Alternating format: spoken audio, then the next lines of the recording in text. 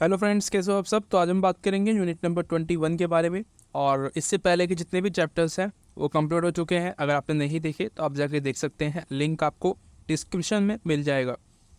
Chapter का नाम धर्म और राजनीति है। तो ये इंस्पायर है इंडिया में जो राजनीति होती है उससे, ठीक है।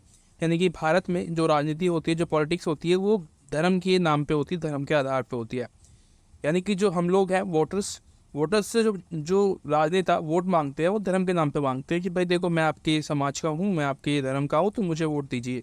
इस तरीके से उसी को हम धर्म और राजनीति कह रहे हैं। उसके अलावा यहाँ पे धर्म और राजनीति को अलग अलग परिभाषित करने की कोशिश की गई है कि धर्म क्या है और राजनीति क्या है। तो मैं आपको स्पष्ट तरीके से बताने की कोशिश करूँगा कि धर्म और राजनीति में क्या डिफरेंस है, क्या परिभाषा है इनकी।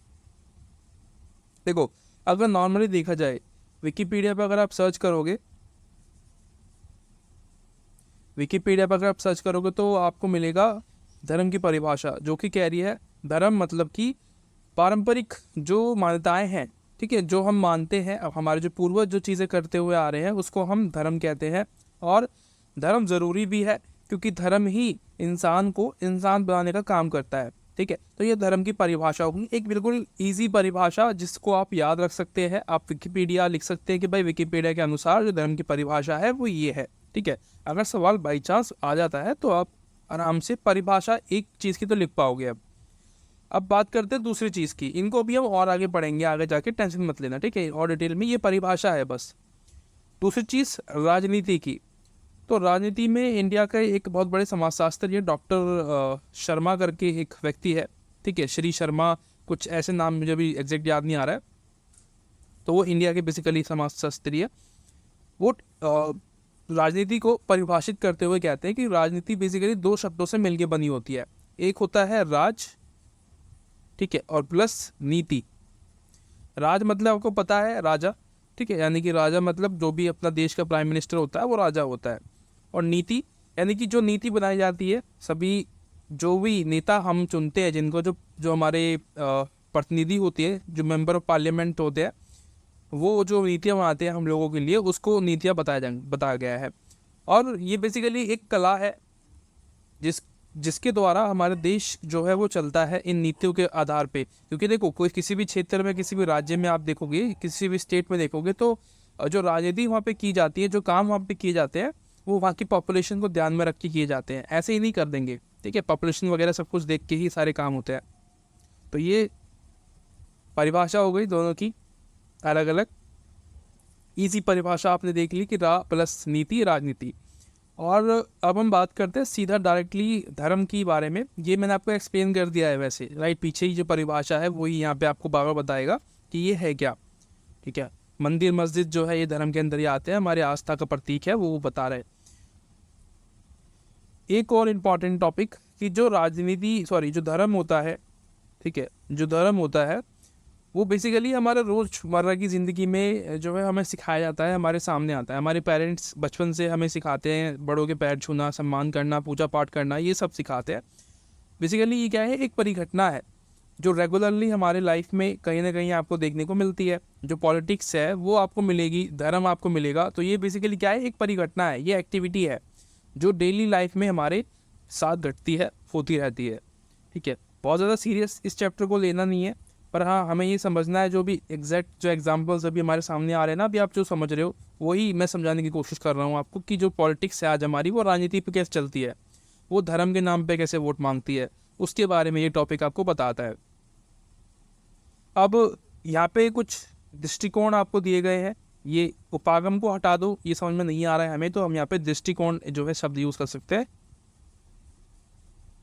ठीक है। दृष्टिकोण, ये तो आपको पता ही है, दृष्टिकोण मतलब विचार। धर्म के अध्ययन के लिए दृष्टिकोण, ये आप इसका जो है टाइटल अप कर सकते हो, कोई दिक्कत नहीं है। तो यहाँ पे कुछ दृष्टिकोण दिए गए हैं, कुछ विद्वानों ने, कुछ थिंकर्स ने अपने बारे में कुछ दृष्टिकोण बताया कि किस किस तरीके से हम जो राजनीति है, जो धर्म है, उसको समझ सकते हैं। तो सबसे पहले जो प्रकार्यवाद है उसको यूज़ किया गया है, जो प्रकार्यवाद का दृष्टिकोण है उसका इस्तेमाल किया गया है।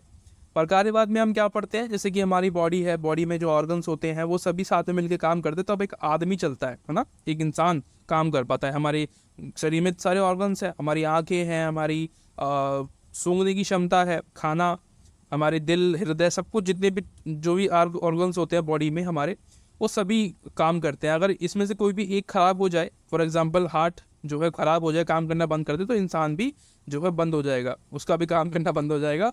ठीक है, तो ये क्या है, प्रकारवाद है। वैसे ही उसी तरीके से अगर हम समाज में देखें तो समाज को चलाने के लिए समाज में जो अन्य लोग होते हैं, ठीक है, विभिन्न प्रकार के जो प्रोफेशंस होते हैं, जैसे कि डॉक्टर्स है, इंजीनियर्स है, लॉयर्स है, टीचर्स है, ठीक है, मजदूर है, ये सभी मिलकर साथ में काम करते हैं, किसी देश को चलाते हैं, तब जाके जो है कंट्री या कोई क्षेत्र चल पाता है, विकास कर पाता है। उसी को हम परकारवाद यहाँ पे कह रहे हैं। अब बात करते हैं धर्म के बारे में। तो धर्म में आप देखते हो, देखो धर्म में क्या होता है, जैसे कि विवाह होता है, शादी है, बच्चे पैदा करना है, और मृत्यु है, जन्म है, ये सभी काम क्या है, ये सभी समाजों में आपको देखने को मिलते हैं, सभी धर्मों में देखने को मिलते हैं, लेकिन तरीका अलग अलग है। ठीक है, शादी करने का जो तरीका है वो अलग है, बच्चे होने के बाद जो रीति रिवाज होते हैं, ठीक है, घर में खुशियाँ जो होती है उसके अंदर जो रीति रिवाज होते हैं, हिंदुओं में पूजा पाठ की जाती है, मुस्लिम्स में कुछ और होता है, क्रिश्चियंस में कुछ और होता है, तो सबके तरीके अलग अलग है। जैसे मरने के बाद व्यक्ति के जो क्रियाकलाप के तरीके होते हैं वो अलग होते हैं, हिंदुओं में जलाते हैं, मुस्लिम्स में उसको दफनाते हैं। ठीक है, तो ये क्या है, ये प्रकारवाद है। चीज़ें होती है, ये सभी जो है ज़रूरी है समाज के अंदर, ये सभी काम होते हैं तभी समाज चल पाता है। ठीक है, तो ये प्रकारवाद आपको ये एक्सप्लेन करेगा। यहाँ पे दुर्खाइम के जो है कुछ विचार आपको देखने को मिलते हैं। ठीक है, दुर्खाइम बताते हैं इसके बारे में, जो प्रकारवाद है इसको एक्सप्लेन करने की कोशिश करते हैं। कैसे, इन्होंने एक टोटमवाद का एग्जाम्पल दिया है, टोटमवाद। ठीक है, टोटमवाद, टोटमवाद क्या है, ये एक धर्म है। ठीक है, क्या है, धर्म है। कहाँ का धर्म है, ये एक ऑस्ट्रेलियाई धर्म है।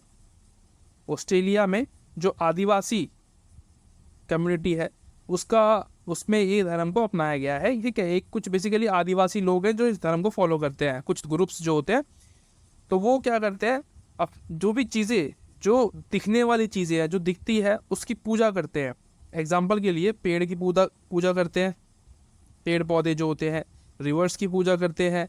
ठीक है, और सूर्य की पूजा करते हैं। ये सभी चीज़ें जो उनको दिखती हैं, इनको लगता है कि इन सभी चीज़ों में एक आदर्श शक्ति है, इन सभी चीज़ों में हमारे पूर्वज जो है वो निवास करते हैं, तो इसलिए ये लोग उन सभी चीज़ों की पूजा करते हैं, ये अपने पूर्वजों की पूजा करते हैं। इनडायरेक्टली कहने का मतलब ये है।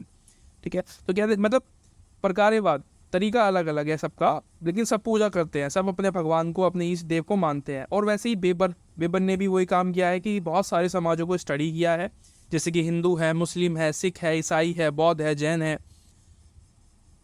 ठीक है, सारे धर्मों को इन्होंने स्टडी किया है और उसको निष्कर्ष निकाला है कि देखो सभी धर्म होते हैं इस तरीके से है, और उसमें आर्थिक और जो लैंगिक भेदभाव है वो देखने को भी मिलता है। कुछ धर्मों में होता है भेदभाव, कुछ धर्मों में नहीं होता है लिंग के आधार पे, और कुछ आर्थिक आधारों पे समाज पिछड़े हुए होते हैं, क्यों होते हैं, उसको इन्होंने स्टडी किया है अपने जब वो ये स्टडी कर रहे थे, जब रिसर्च कर रहे थे उस चीज़ पे। ठीक है, उसके अतिरिक्त एक हिस्ट्री दी हुई है यहाँ पे। ठीक है, यहाँ पे क्या बताया गया है कि जो प्रकार, ये जो हम बात कर रहे हैं धर्म के बारे में कि भाई जो भारत में राजनीतिक धर्म है ये कब से शुरू हुआ है, तो ये बता रहा है कि 4 चरणों में इसको आप जो है डिवाइड कर सकते हो। पहला चरण है सिंधु घाटी की सभ्यता का, यहाँ से शुरुआत होती है धर्म के नाम पे राजनीति की। ठीक है, यहाँ पे भी एक अलग तरीके की आप राजनीति देख सकते हो धर्म के नाम पे। उसके बाद इस्लाम के आगमन पर 1857 की क्रांति आप देखते हो अंग्रेजों ने जो की थी, अंग्रेजों के अगेंस्ट पे हम लोगों ने की थी, हिंदू मुस्लिम सब एक हो गए थे। तो जो राजनीति थी उस समय वो अलग तरीके की थी, उसमें हम सभी एक साथ आ गए थे। ठीक है, चाहे हिंदू हो, मुस्लिम हो, सिख हो, ईसाई हो, सब लड़ने के लिए कि भाई हमें आज़ाद होना है अंग्रेजों से। उसके बाद 1857 से आज़ादी से पहले का समय के बारे में बात कर रहे हैं कि वहाँ पे राजनीति कैसी थी, वहाँ पे भी हम एकजुट थे, वहाँ पे भी लड़ाई झगड़ा हमारे बीच में नहीं था बिल्कुल भी, क्योंकि हमें आज़ाद होना था, हमें आज़ादी चाहिए थी। उसके बाद चौथा चरण यहाँ पे दिया गया है 47 के बाद, यानी कि जब इंडिपेंडेंट हो गए तो राजनीति अलग शुरू हो गई। ठीक है, देखो जब हम आज़ाद हुए उससे कुछ समय तक तो ऐसी राजनीति नहीं देखने को मिली कि भाई धर्म के नाम पे हो रही है। ठीक है, राजनीति की अगर बात की जाए, अभी रिसेंटली में आप देखते हो कि बहुत ज़्यादा जो है धर्म जो है अब निकल के आ रहा है सामने, धर्म के नाम पे राजनीति बहुत ज़्यादा देखने को मिलती है। ये चैप्टर में यही था, इसके अलावा यहाँ पे और कुछ नहीं है। ठीक है, ये और लिखा हुआ है यहाँ पे, कहाँ गया ये, धर्मनिरपेक्ष, ये आपको पता है कि किसी भी किसी भी जाति, धर्म, लिंग के आधार पे किसी के साथ भी भेदभाव नहीं होता। धर्मनिरपेक्ष यानी कि कोई भी धर्म है आपका, आपको मस्जिद, मंदिर, आपको कहीं जॉब में किसी भी तरीके से भेदभाव का सामना नहीं करना पड़ेगा, उसी को हम धर्मनिरपेक्ष कहते हैं। ठीक है।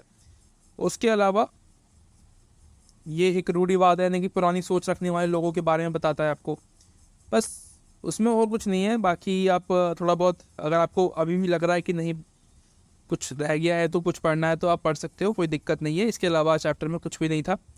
अच्छा लगा है वीडियो तो आप मुझे बता सकते हैं, ठीक है, बता सकते हैं, और आने वाली वीडियोस के लिए मुझे सब्सक्राइब वगैरह कर सकते हैं। मिलते हैं अगली वीडियो में, तब तक thank you so much, bye bye.